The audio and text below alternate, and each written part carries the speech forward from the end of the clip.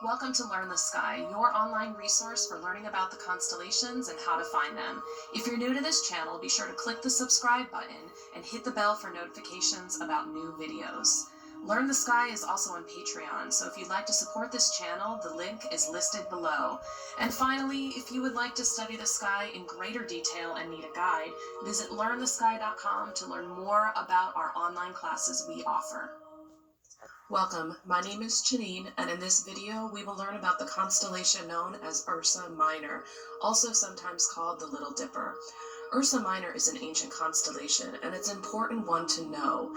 It contains the star called Polaris, which is also known as the North Star, and this is the only star in the sky that appears not to move.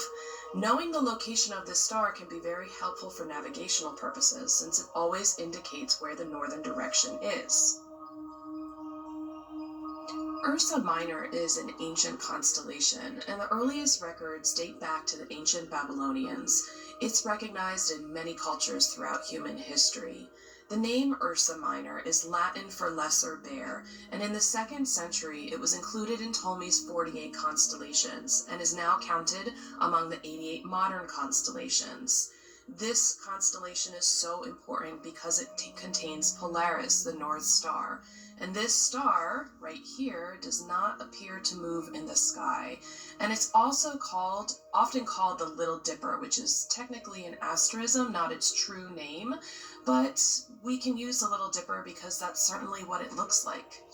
So when can you see Ursa Minor? It can be seen all year round in the northern hemisphere, and the best way to find it is to use the pointer stars in Ursa Major, which is also called the Big Dipper, and these two stars will point directly to the North Star. You can also use Cassiopeia to help you navigate towards the direction of Polaris as well.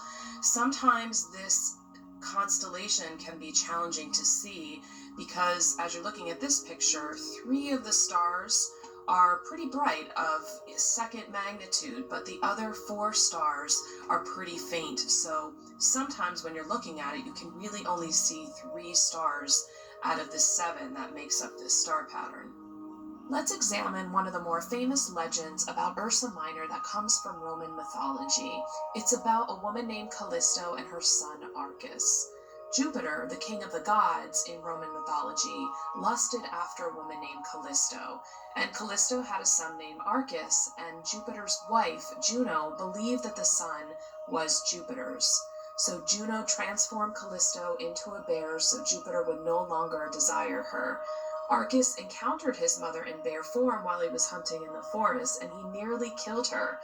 So Jupiter decided to transform Arcus into a bear to protect both mother and son from his wife Juno, and he placed them both in the sky together. This is just one version of the story I read about, and in reality there's a variety of myths and legends that exist about Ursa Major and Ursa Minor. The mythologies of the star vary according to time, place, and culture, and there is really no one true mythology story for any constellation. There's just a variety of them. Now it's time to get familiar with the pattern of Ursa Minor.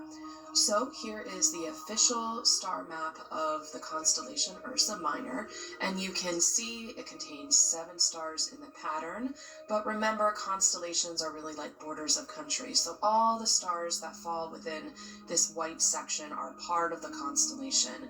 And if you look at the magnitude scale right here and compare it to the stars in Ursa Minor, you can see that really only 3 of the stars are of higher, or I should say of lower magnitude, which means that they are brighter.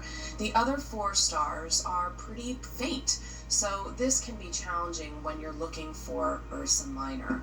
It also has that ladle shape, so you kind of have the cup of the ladle, and then here would be the handle, and it kind of curves in this direction. So here we have a picture of Ursa Minor. Are you able to see the 3 main bright stars in it and then point out the other 4 fainter stars?